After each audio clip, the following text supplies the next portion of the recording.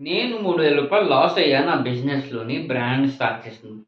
ఇంత పెద్ద బగ్ నేనెప్పుడు చూడలే. ఎలా అయిందని చెప్తాను చూడండి. అసలా స్టార్టింగ్ చేసినప్పుడు నా లిస్టింగు అన్నీ రెడీ అవుతున్నాయి. ఇమేజెస్ అన్నీ రెడీ పెట్టాను. కానీ పౌచ్ కానీ, నా ప్యాకేజింగ్ గాని ఇమేజ్ పెట్టలే. అయితే నాకు ఆ తొందరలోని నేను ఒక ప్యాకేజింగ్ అనేది చూజ్ చేసుకున్నా. అదే ఏంటంటే నా కార్టూన్ బాక్స్. ఆ కార్టూన్ బాక్స్ వచ్చి సైజ్ అన్ని నాపి నేను ఇచ్చా. తొందరలో ఉన్నా.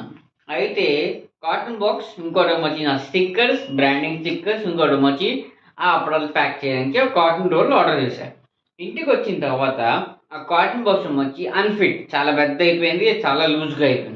రెండోది అది చాలా వెయిట్ ఇచ్చి అమెజాన్ ఏమొచ్చి మనకి రూ. 150 చార్జ్ చేస్తుంది. రెండోదేమో స్టిక్కర్స్ చాలా తక్కువ క్వాలిటీ ఉంది. చాలా చిన్నది. రోల్ ఏమొచ్చి చాలా పెద్దది. అది చాలా వెయిట్ ఇంక్రీజ్ చేసింది. దీనివల్ల నాకు అర్థమైంది ఓ 2. ఎప్పుడైనా మనం ఒక ప్రాబ్లమ్ కొన్నప్పుడు ఒక వస్తువు కొన్నప్పుడు 3 సార్లు ఆలోచించాలి. ఒకసారి మన సైజ్ ఎక్కువైందా లేదా?